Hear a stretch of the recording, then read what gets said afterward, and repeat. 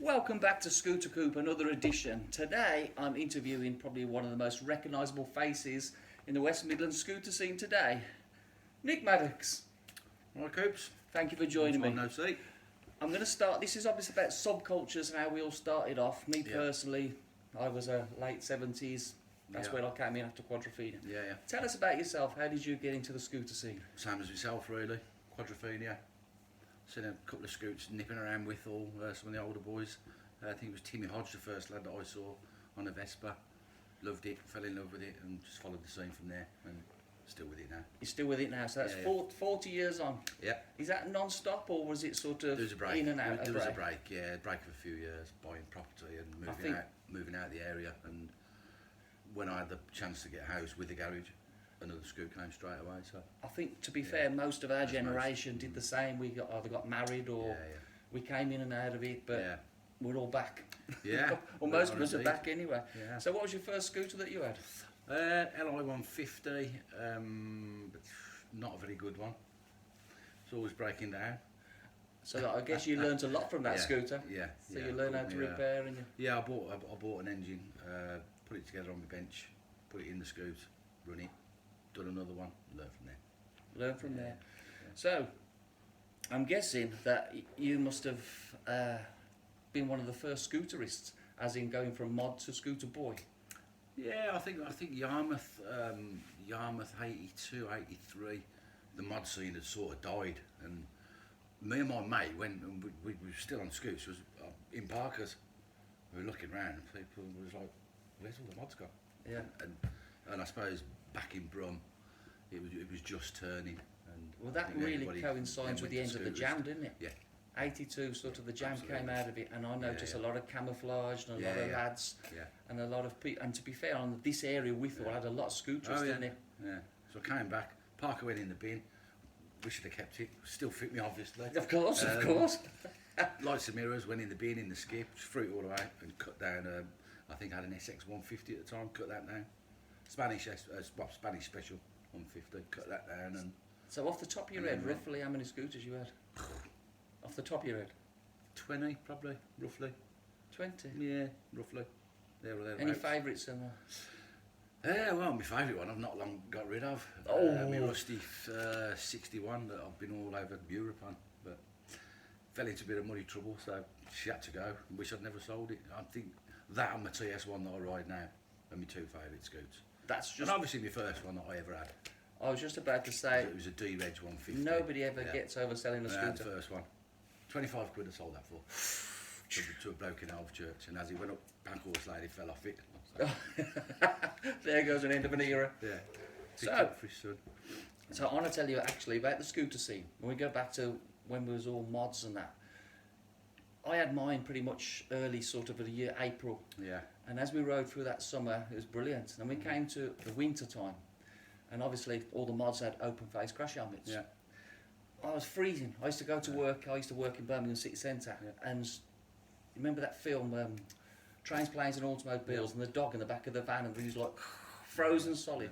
That was me, and I thought I had to have a scarf across my face, but it never did the job. Somebody says to me, "You want to get a balaclava?" Yeah. And I thought, well, what's a balaclava? Where'd you get that from?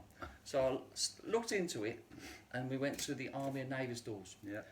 And me and one of my old mates, we know, rest in peace, Nick, we went into this Army and Navy shop, and I says to this bloke, and he must have been a bit of a rocker, a bit of a biker.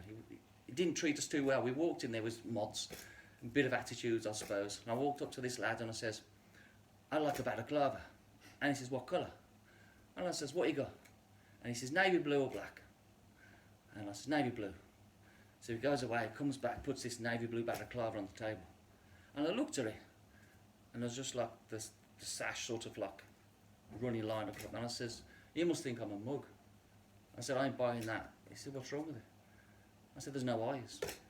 And I genuinely thought, because the balaclava opened, I thought that was the Mac. Okay, I've got you. That's a true story. He chases out the shop before he's taking the piss. But yeah, that was my first face covering of the winter. But moving on from that. So, your favourite fashions in the winter when you was a mod? Obviously your parka. How did you get around those cold winter mornings? I used to wear a paisley cravat, scarf, Just rap.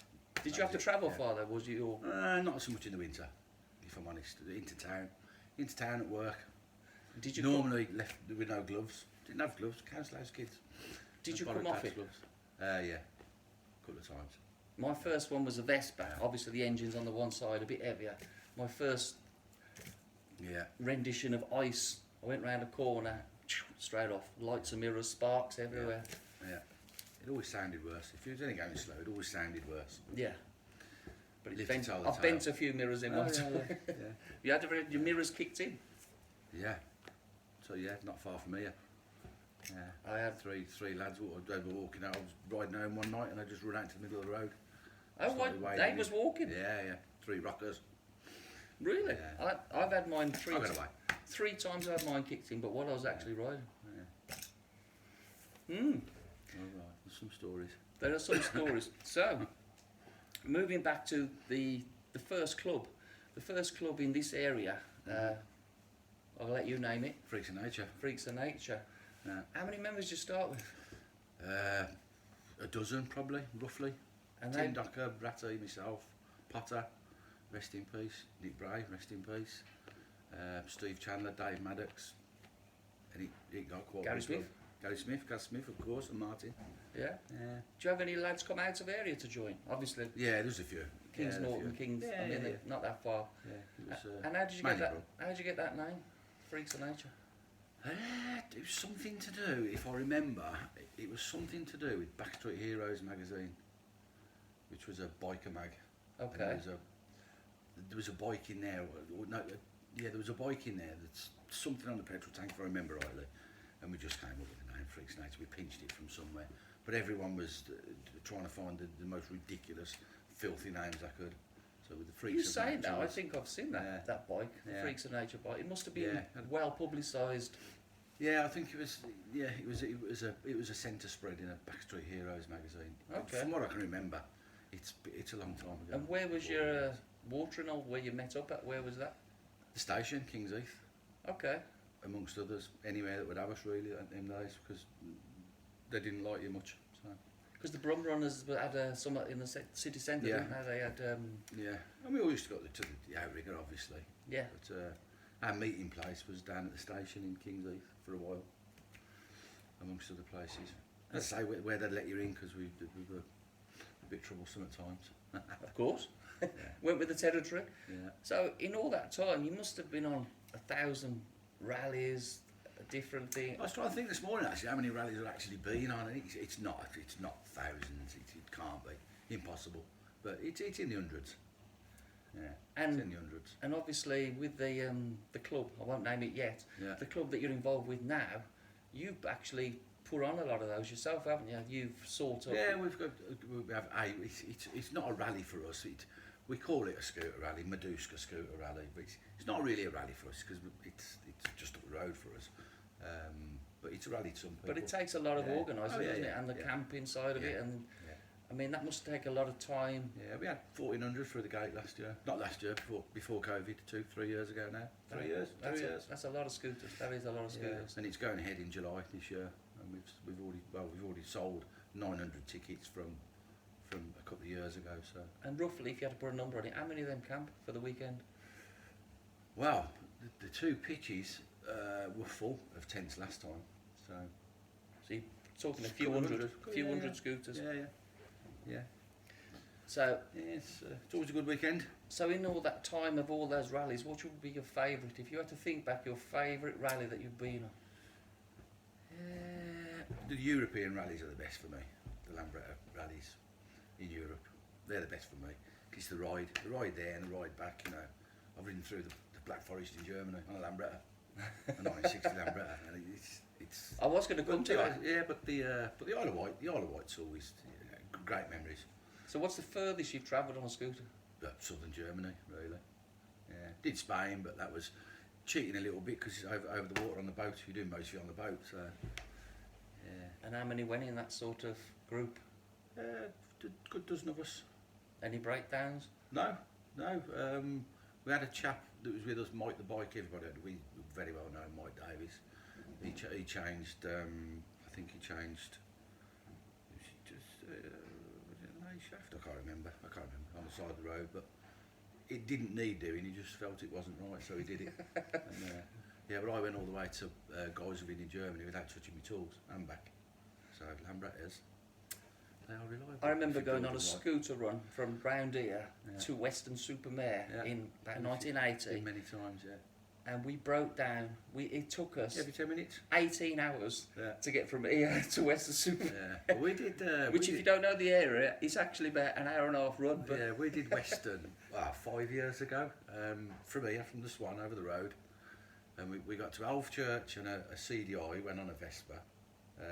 So that was our first breakdown.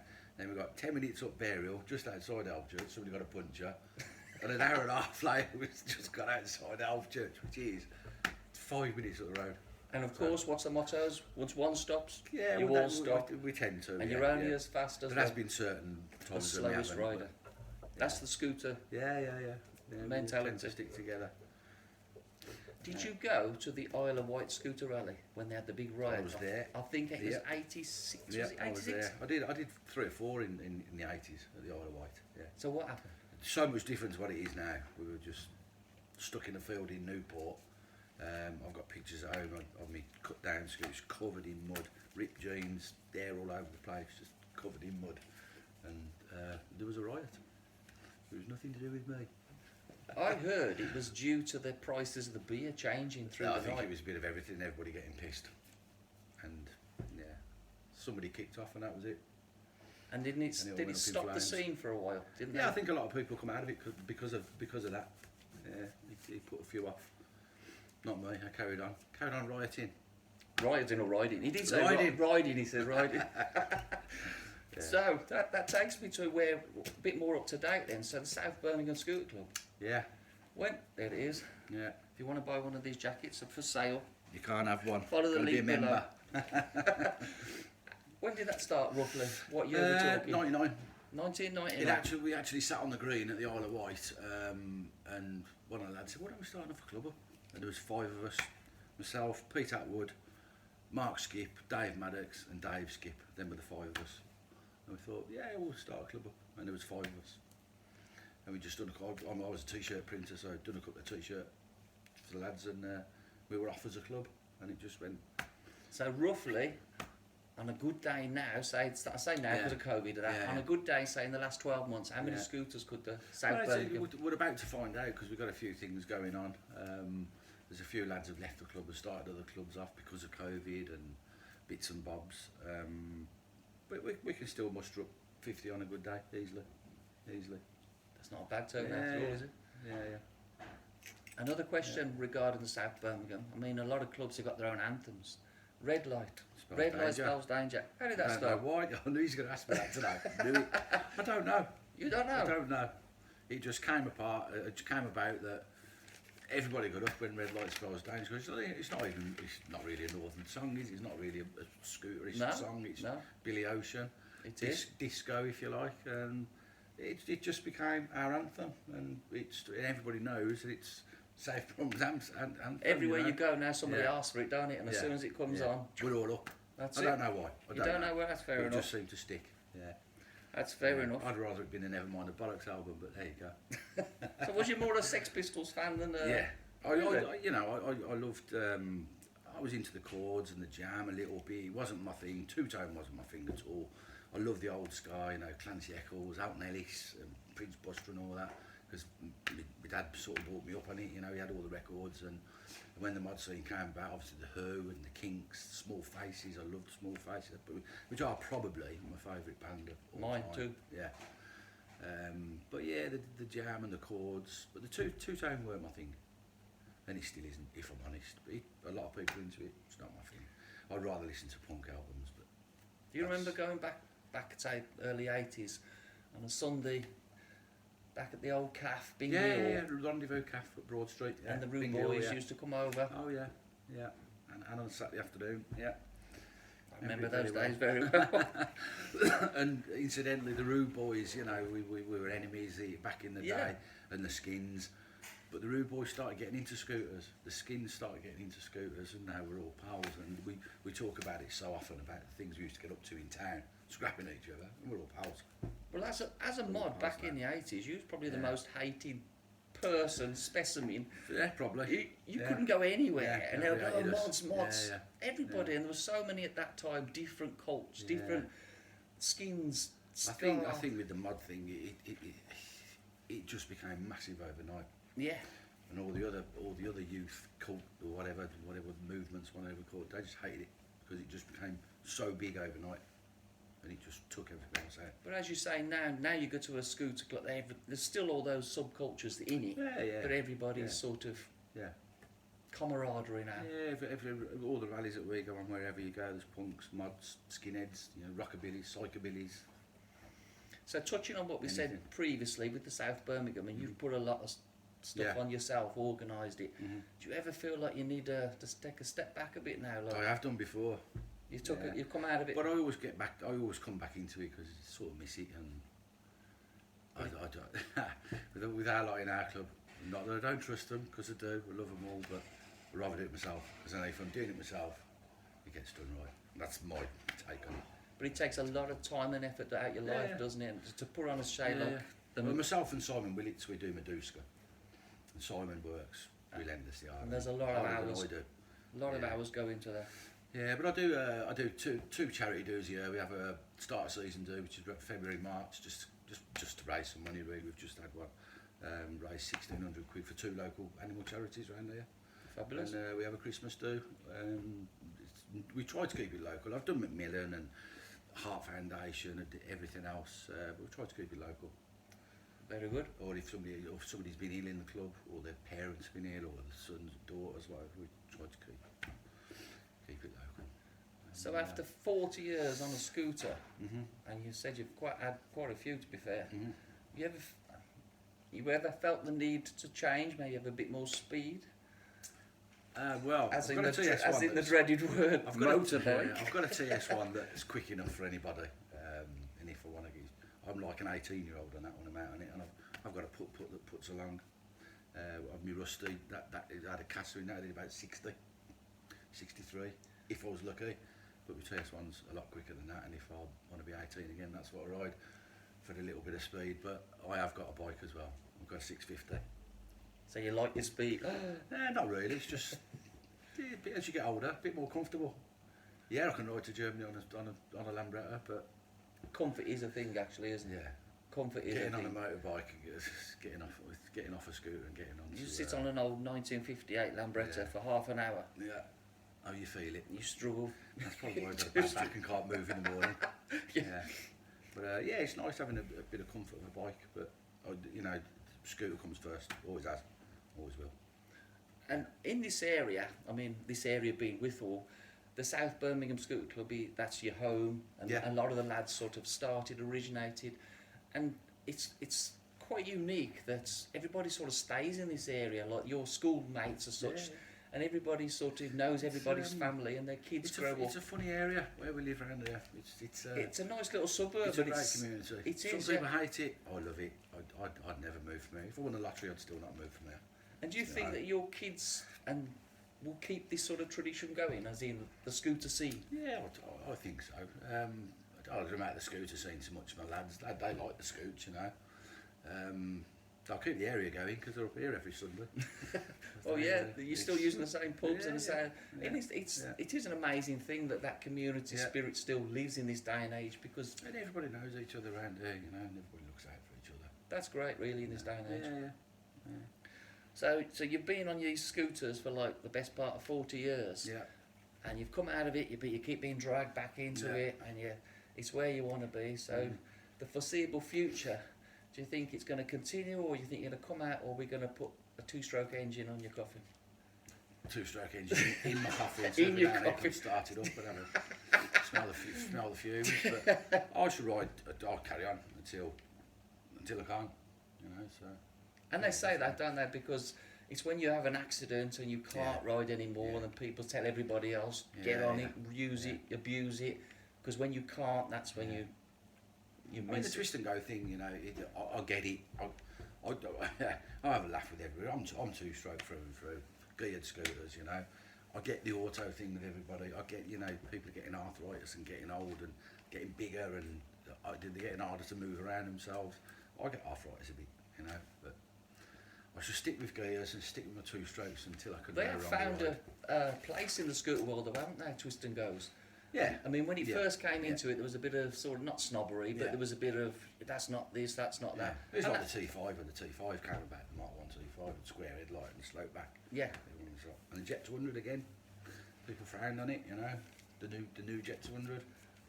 Times change. But nowadays, you go to any scooter run and you see every type of scooter there, and everyone's accepted now. Yeah. So, yeah. By some, not everybody. Well, yeah. But you know, it's part of the scooter thing, and if it keeps it going, then fine. It's not my cup of tea. Everyone that knows me knows that. But if it keeps it going, then it keeps it going. It's fine. Well, great. Yeah. Thank you for having this little chat with me, and I hope to see you soon. No Take worries. care, look after yourself, and I hope your back gets better. Yeah, it's all right.